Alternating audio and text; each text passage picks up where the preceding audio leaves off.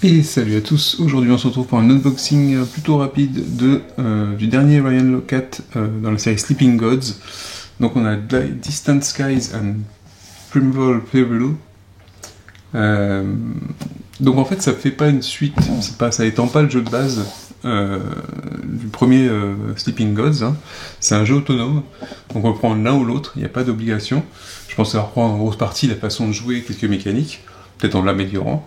Et Sleeping Gods, c'était vraiment un jeu d'aventure exceptionnel. Je le mets au même niveau, même s'il est un peu plus complexe. C'est pas tellement complexe. Il y a un peu plus de choses que dans Role Player Adventure, par exemple. Il y a un peu plus de suivi, il y a plus de choses à voir. Mais c'est dans la catégorie jeu d'aventure et plutôt exceptionnel, je trouve. C'est-à-dire très bien écrit, très intéressant à jouer, super agréable. Voilà. Si on aime le jeu d'aventure, c'est vraiment des bonnes pioches, les Sleeping Gods par exemple. Je pense qu'ils sortiront en français, le premier est sorti en français il me semble. Moi j'ai les VO. Et voilà. Donc ici, Sleeping Gods Distant Sky, donc ça c'est l'extension. À chaque fois on a une petite extension qui rajoute à l'intérieur du jeu, de l'aventure, une partie que l'on peut faire grâce à un livre d'aventure. Mais qui n'est pas obligatoire.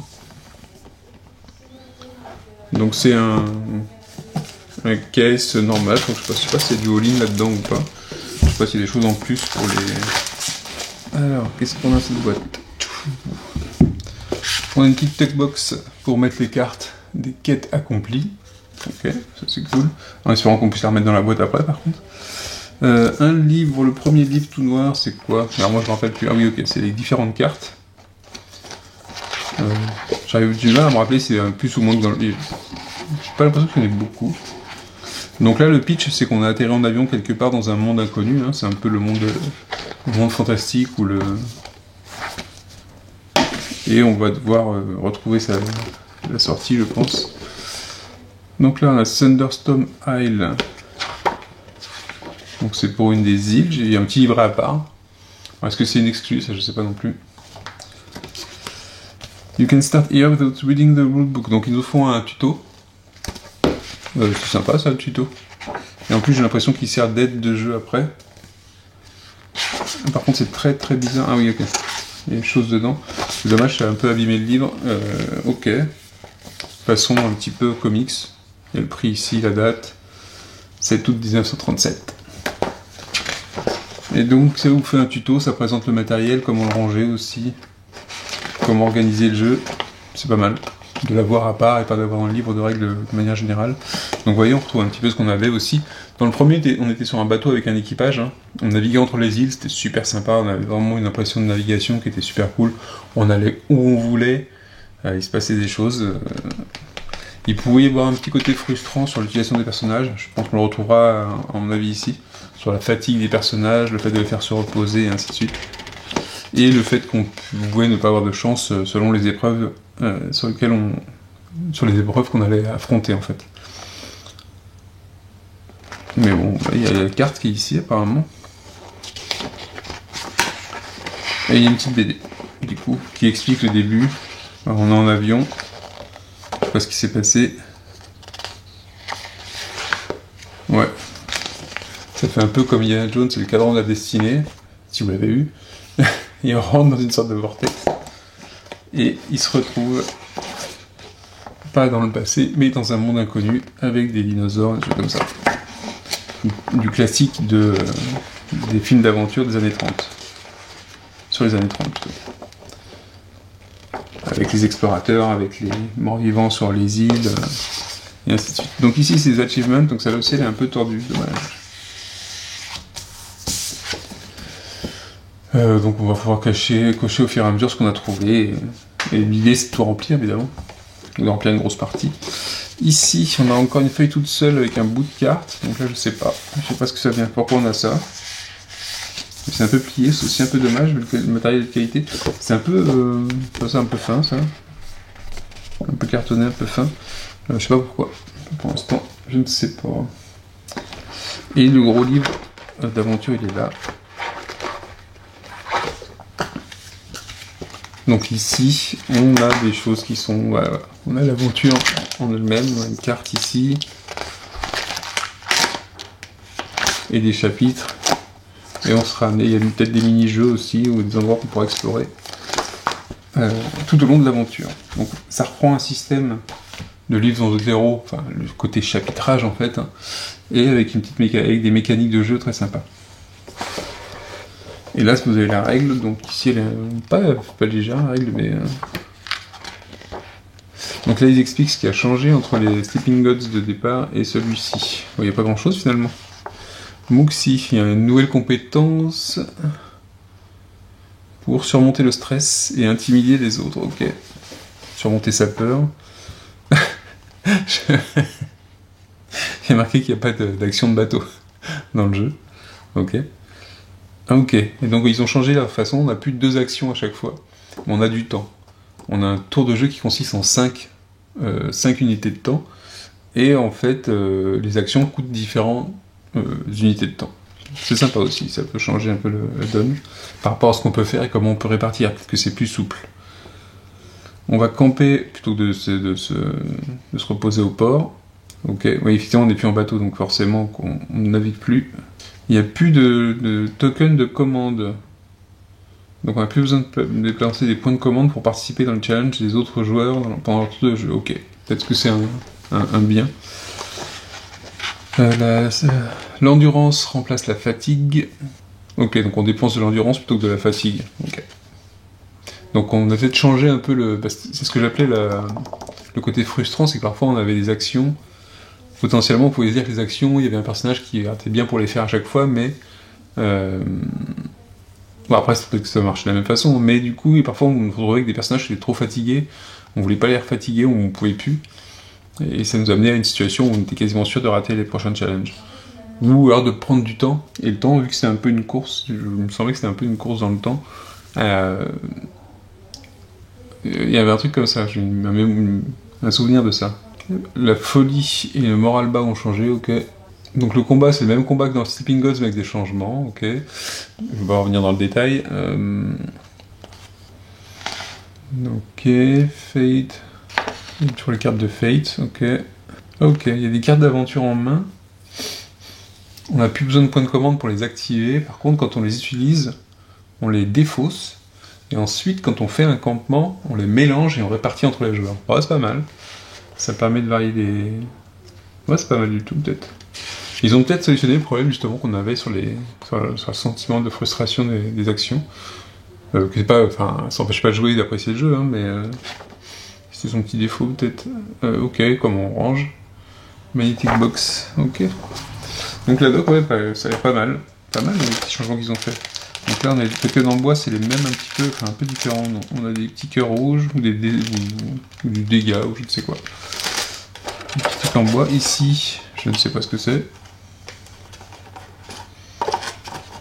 Une petite boîte de rangement. Les dés. Bon, les classiques, c'est des 0 à... Ah, il y a 0, moins 1, 3 et 2. Il y a ouais, 3. Des supports de standees.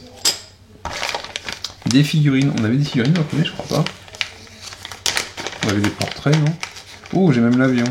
Ah, dans le 1, j'ai le bateau, il me semble. Il y a un petit rocher, peint abîmé, je sais pas si c'est fait exprès. Donc ça, c'est notre avion. Voilà. Alors, je sais pas si on va se balader en avion dessus, hein, ou c'est seulement un petit souvenir du jeu. Dans l'autre, on avait le bateau, on se baladait dans le bateau, mais... Je sais même pas si j'avais le bateau dans l'autre, en fait. Qu'est-ce qu'on a? On a une sorte de chrono de montre, en jetant en plastique. Ok. Elle sera très sympa quand elle sera peinte. Ensuite, on a les personnages, donc les personnages du jeu, hein, c'est limité en termes de personnages, il me semble, on est figé sur ces personnages-là, de toute façon. Ouais, les figurines sont sympas, sans plus. On est sur du moyen. Bah, pour un jeu comme ça, c'est pas... Bon, du moyen correct, on va dire du moyen correct. Je suis pas sûr que c'est très utile. À moins qu'on puisse les faire déplacer sur l'île et... Après, j'ai des standees, peut-être sur les standees pour les personnages aussi.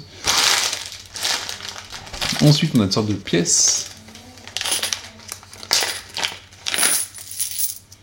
Hop là. Très simple, hein, ils sont pas extraordinaires en tout. Des petits marqueurs comme des marqueurs de vie, sorte de trombone, sûrement pour indiquer un état, hein, sur un carton. Il y en a 2.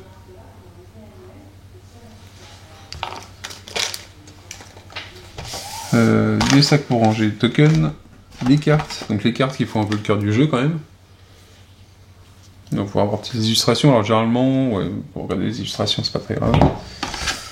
Une boîte de rangement ici, la boîte magnétique ici, je sais pas ce qu'elle comporte, si elle comporte des cartes elle aussi. Oui, plein de cartes. Donc peut-être les cartes, il y a des cartes événements, des cartes aventure combat. Bon, le style graphique, hein. C'est du locat. Et où est-ce qu'il a pris des personnages en plus aventure. Et il y a une boîte entière pour ça. Donc c'est bien, ils ont fait les quêtes. Le style, on le reconnaît au premier coup d'œil. Style graphique, je vais vous faire quelques cartes. Et des cartes, et encore plein de quêtes. Okay. Donc ça viendront, il y a des numéros dessus. Ça va venir au fur et à mesure. Et donc c'est dans une boîte style bois, magnétique. Pas mal, hein, très belle. Journal log, ok. Donc là on a quelques pages. Et on a les cartes derrière. Ah bah c'est le journal et la carte en même temps. Ok. Sympa. Ça m'a l'air peut-être... Alors je sais pas comment ça se passe. La carte du premier Sleeping God c'était plutôt énorme je trouve. Alors, le fait peut-être qu'on naviguait en bateau, ça j'ai joué sur le fait qu'on puisse aller très loin. C'était un côté sympa aussi hein, de découvrir un peu différents lieux, différentes cartes. Toute une grande carte finalement. Et ici à la fin on a les tokens. Et le fond de la boîte illustré. Plutôt classe. Enfin, classe. Plutôt simple mais sympa. Les tokens, qu'est-ce qu'on a? On a une sorte de plateau d'aventure ici. Donc là, ça sera pas le bateau forcément. Donc ça nous fait ça, nous sert de plateau. Event card, adventure discard. C'est les cartes de l'épile de Défausse. Le début du tour. Donc il y a une notion de temps. Hein. 1, 2, 3, 4, 5. Donc là, c'est une fameuse 5 unités de temps, je suppose. Les différentes actions ici qu'on a. Campement, voyage, explorer, voler. Donc on va se déplacer en avion. Et réparation. Ok. Des petits tokens. Qui ont l'air plutôt bien.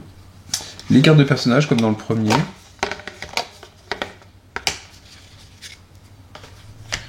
Avec le nom, les personnages, vous voyez le style graphique. Encore, je sais pas s'il est pas un peu plus détaillé ou un peu plus joli que le premier d'ailleurs. Ouais, je sais pas, non, c'est toujours le même style graphique un petit peu. Je vais regarder si c'est bien lui, c'est bien Locat qui a fait illustration plus jeu, enfin il fait les deux. Hein, et je crois qu'il y a sa femme qui fait aussi. Où est-ce que c'est marqué? Ils n'ont pas mis. Alors, game design Ryan Locat, illustration graphique Ryan Locat. Donc il y a Ryan en écriture Ryan Locat, Brenna Asplund et Mallory Locat. Éditeur Mallory Locat. Développement du jeu Ryan et Mallory Locat. C'est bien ce que je disais. C'est 100% Locat. C'est classe, hein. C'est clair, bah tiens, il y a une illustration ici qui donne un peu le style aussi. Ouais, j'aime bien.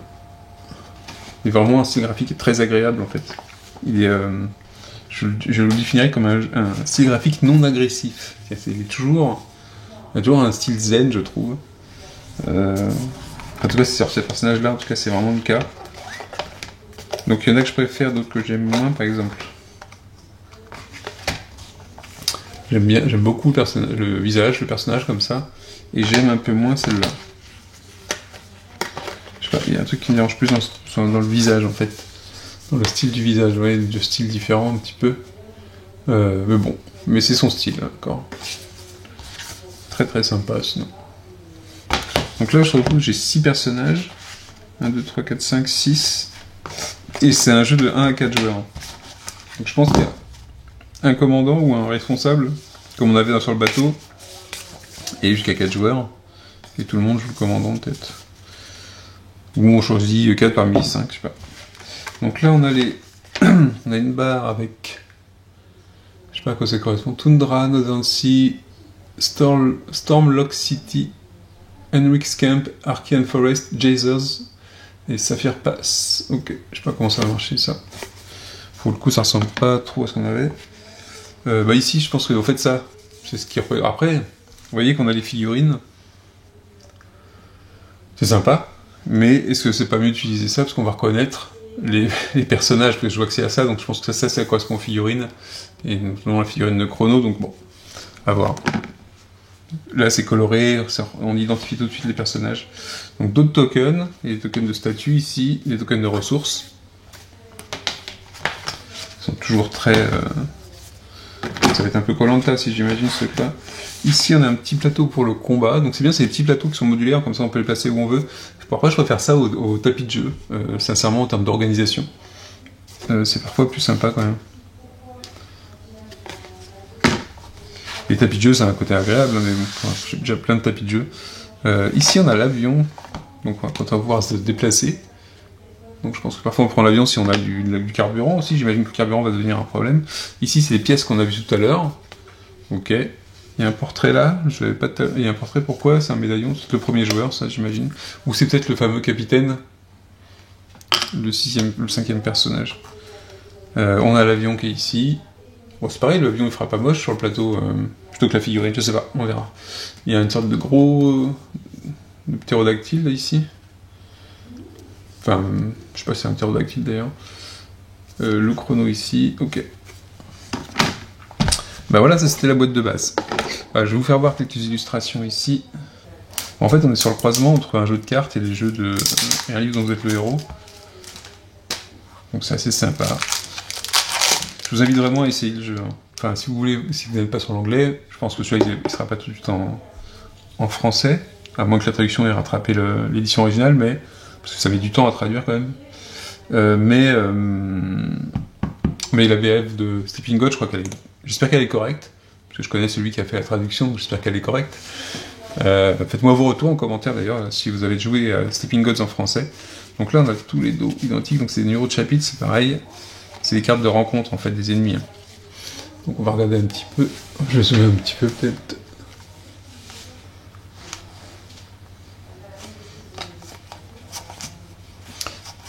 Très sauvage. Bon là on a un Tundra Spirit qui est un peu moins sauvage. Historien. On va rencontrer des créatures bizarres. Hein. Voilà, je les passe.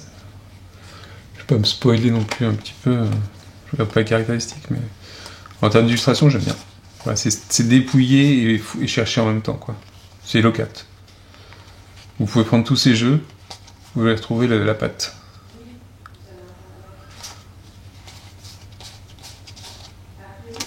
Donc beaucoup de créatures, pas forcément humanoïdes. Quelques objets.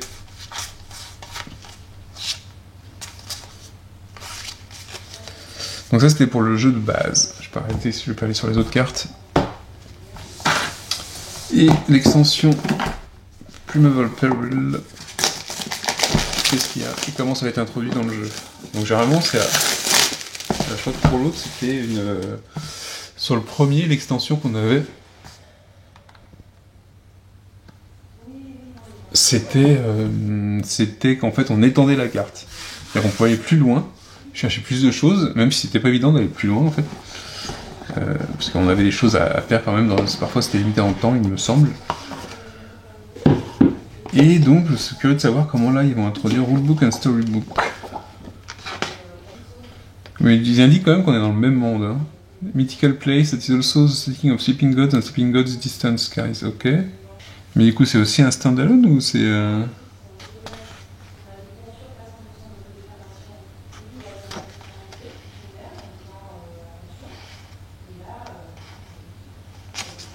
J'ai l'impression que c'est comme si c'était une aventure supplémentaire en fait, là cette fois-ci. Sauf qu'on navigue en bateau, sur des rivières. C'est rigolo ça. Ok. Ah bah c'est peut-être une mini-aventure, alors c'est pas, ça vient pas se mettre sur se raccorder à l'autre jeu. On est sur un... J'ai l'impression qu'on a carrément un deuxième jeu quoi. C'est fou. Combat. Alors peut-être qu'on va réutiliser le matériel du premier par contre. On récupère d'autres jetons. Là j'ai une manette à vide, ah oui, j'ai mes planches de punch qui sont... Et d'autres personnages. Ah oui. Donc du coup, on se retrouve sur un deuxième jeu. C'est fou. Je vais voir s'il y a une explication. J'en ai pas vu là. Donc ce serait vraiment sur un deuxième jeu. Parce que là c'est avec plus court. Peut-être que pour ce... Si ça utilise le même système, pour commencer... Ah, je vais voir ça. Ah non, on est sur un petit truc indépendant en fait. Donc ça vient pas étendre le Distant Sky, c'est un mini-jeu en plus. Plus court peut-être, peut-être un format plus restreint. Donc avec des mécaniques différentes, cette fois-ci il y aura un bateau pour naviguer sur la rivière, donc on va retrouver peut-être un peu le Sleeping Gods de base par rapport au bateau. À voir si les mécaniques sont les mêmes que dans Distant Sky, ça peut être sympa de commencer par celui-là, je vais voir. Il n'y a pas vraiment de choses qui introduisent savoir ce qu'on doit... ce qu'on utilise comme matériel. Ici, il y a besoin d'avoir l'autre jeu pour le faire. J'essaie de voir... Donc sur le premier livre, s'il y a... Non, il n'y a rien indiqué. Parce que par contre, en termes de cartes, on a moins de choses. Donc là... Ah, mais c'est parce qu'en fait, là, cette fois-ci, les combats, ils seront sur les pages. On a la navigation ici. Là, ça va être un petit peu différent, un peu plus léger, un peu plus... Ou un système différent encore. Ah, c'est très rigolo. Deux bateaux, des personnages. Et on a que des cartes de combat là, comme ça. Et des events. Ok. Bah, c'est marrant. Donc un petit format de Sleeping Gods. Bah, ça se refuse pas. Mais ouais, je pensais que ça allait étendre la grosse boîte en fait. Pour atteindre une partie qu'on n'avait pas dans la boîte de base. Ok. Donc voilà, c'était l'unboxing plus rapide, je pense, de Sleeping Gods Distant Skies. Donc la boîte de base, c'est celle-là. J'imagine je sais pas si le premier a eu du succès en français. J'espère qu'il sera traduit, parce que c'est quand même ce genre de jeu qu'il faut qu'on ait en traduction française qui valent le coup, hein, il y a beaucoup de textes. Donc pour que les gens puissent s'intéresser à ce genre de jeu aussi, c'est vraiment très très sympa. Peut être un peu long aussi, hein, ça peut être un peu long comme style de jeu. Je sais pas si celui-là il accélérera les choses, mais c'est le principe du jeu d'aventure, hein, c'est que ça le tue, parce que normalement c'est bon et plus c'est vu que c'est bon, plus c'est long, meilleur c'est. Et il y a un peu de relief là sur la boîte, ah ouais, sympa. Un petit relief ici qui est fait sur les objets et sur l'écriture. Donc voilà, et sur ce, je vous dis à la prochaine. Ciao, ciao.